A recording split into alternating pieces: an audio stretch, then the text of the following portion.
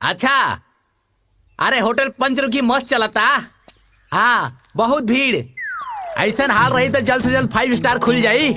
हाँ, और कुछ लेबा? होटल के बगले में। हाँ हाँ, अरे ग्रह वाटिका में एगो फ्लैट ले लहल जाई। हाँ भाई, अरे जल्द से जल्द। 30 रुपया में भर पेट, बढ़िया बा। अच्छा चला, फोन रखा भाई, ग्राहक के बहुत लाइन लागल बा यहाँ पर। 30 रुपया में भर पेट भोजन मिलेगा? हाँ मिलेगा। 30 रुपया में भर पेट भोजन मिली? ये बोर्ड लिखे में ना पैसा लागल बा। हाँ समझे, खाए के बता खा, न तो रास्ता नापो। अरे भाई ठीक बाटे, तो हम खा ही नु आइल बनी, तो रास्ता खा। ना पेल बनी। खाए के बा। अरे खाना है तो मैंने 30 रुपया में का मिली? 30 रुपया में 7 गो रोटी, अच्छा 2 गो सब्जी, दाल चावल। ओ अच्छा। हाँ। अच्छा मान ला हमरा तनी भूख ज्यादा होखो, हम अगर 15 गो खा जाई तब 30 रुपया। 30 रुपया? हाँ। अच्छा अच्छा बाबू, हो गई। मान ले हम 20 गो खा जाई तब? चाचा 30 गो रोटी के भी 20 रुपया। अच्छा, हाँ। आ मान लो मन ना मानला 30 गो खा गई तब? 30 गो हाँ खा ले बा, हाँ तब 30 रुपया। ठीक, तब वो 30 रुपया। हाँ। अब 35 गो खा जाए तब? अरे तब 30 रुपया बाप। 30 रुपया 30 रुपया 30 रुपया। अरे तो मान ले कि भूखे नु हा, पेट हा, पूछ ली हल ठीक नु बाटे, बाद में तू माथा पर चढ़ जी तो हम का करे? अच्छा मान ले 40 गो खा गई तब? तो 40 गो खा ले बा। अरे मर्दे का मर्दे, तो मैंने मान ला हम पूछत तानी हम। अच्छा मान ले हम 50 गो खा गई तब? देखो चाचा, हाँ ए उम्र में तनी ढेर बात मत करा। अच्छा। बुझला? अरे 50 गो रोटी खाइबे ना तो यही मर जाइबा। 50 गो रोटी 50 गो रोटी हम ना खा सकिले। खा ले बा। हाँ तो मान ले खा गई तब? अगर तू 50 गो रोटी खा ले ना, हाँ हाँ तब हम ये होटल तोरा नाम में लिख दे। हाँ, और अगर तू 50 गो रोटी ना खाइबा, हाँ तो यहाँ 3 महीना काम करे के पड़ी। ए जा। हाँ, बर्तन धोए के पड़ी। अच्छा मैंने हम ना खाए तो मैंने 3 महीना प्लेट माजे के पड़ी तुरा की। हाँ हाँ। आ खा जाए तो होटल हमारा नाम कर देबे नु? पक्का। आए? हाँ पक्का। हिम्मत करके आए? पक्का। हाँ तो रुक, सोचे दे हमरा के। हाँ सोच ला। सोचे के बे का बाटे, लॉटरी हा। आ सुना, ए ले आओ खाना, शर्त मंजूर बा हमरा, ले आओ। पक्का।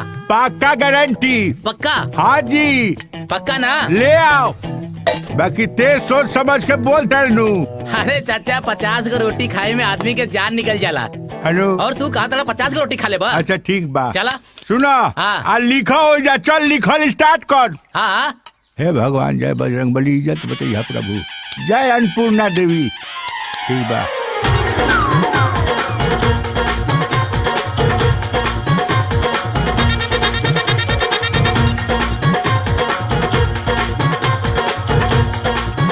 हेलो, ताकत का बड़ा रोटियां ले आओ।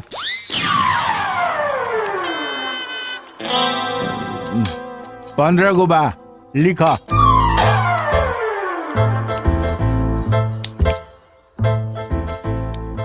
है सुन ना, बड़ा गर्मी बा, पंखा उखा नहीं खा लगौले? पंखा? हाँ लगाओ तनी पंखा। आए? पंखा लेके आओ तनी। ऐसा ही कहीं खोल देता लोग दुकान।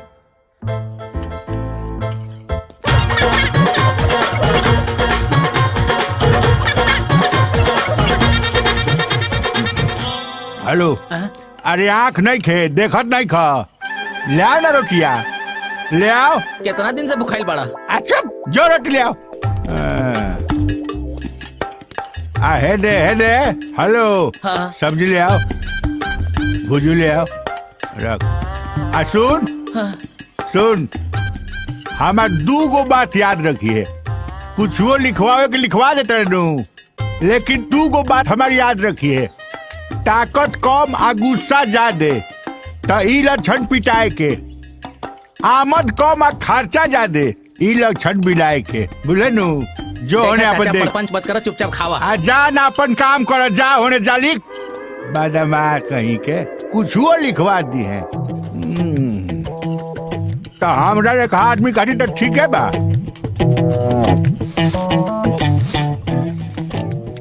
कोनो पनीर उनीर के आइटम नहीं खा रखले। पनीर खैबा? हम होला के नहीं बुझा। राजमा खा चुपचाप। अच्छा ना ठीक बा। हेलो तनी लघु शंका के आओ तनी। ना ना ना ना ना ना एक के बैठका में खाए के बा। मने ना ज्यादा पेशाब बिल्कुल करे ना। ना। हाँ तो ठीक है बा बेटा, तो आज तोरो होइए गइल आज। चलाओ ले आओ रोटी ले आओ। रोटी ले आओ और ले आओ।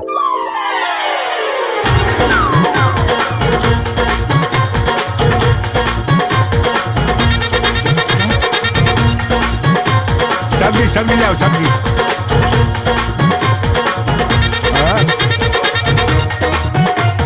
रोटी घो 5 7 15 22 22 8 30 30 5 35 35 को खत्म। हेलो हाँ पचरुखी ढाबा स्पीकिंग। हाँ कितना? 2 प्लेट पनीर चिली, 4 रोटी।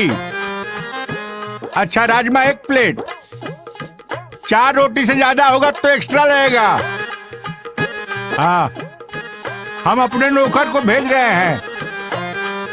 हाँ उसका नंबर लिखिए 94 95 99 99 98।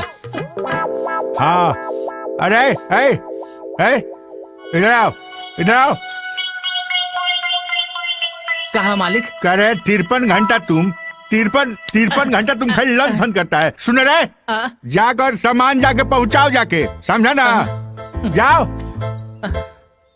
करो जल्दी साफ करो जाओ।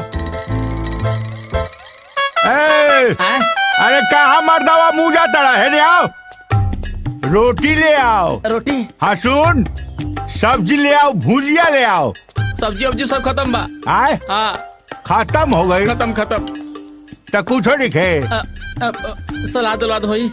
हाँ तो ले आओ। मरचा प्याज मरचा बा मरचा बा बस।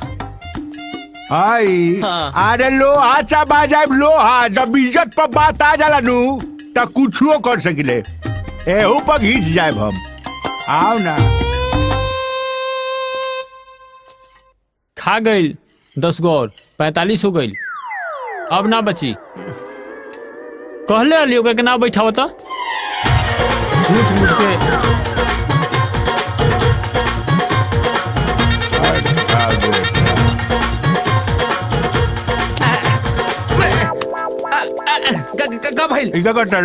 थोड़ा सा गिनती गड़बड़ा गया था। लिख रहे हैं। कारे पढ़े के बेटा सियाही पिए ले तो गिनती गड़बड़ाता। अरे तब का गया? अरे तब हम खेवनी है ना, हमरा क्या पता बा तोरा रोटी हम कम हो गई। मारम लपा से ठीक है हो जाइबा। सुन तो जब मेटाओते बारे तब पूरा मेटाओ, फिर से चली। अरे जा कहाँ गई? हम तो फिर से बेरोजगार हो गए। समझ नहीं ख्याबत। सुनो ना अच्छा यहाँ वहाँ भर पेट वाला और कोनो होटल बा? जाना का दिमाग खराब करता रहा। मैंने हम दिमाग खराब करता नहीं।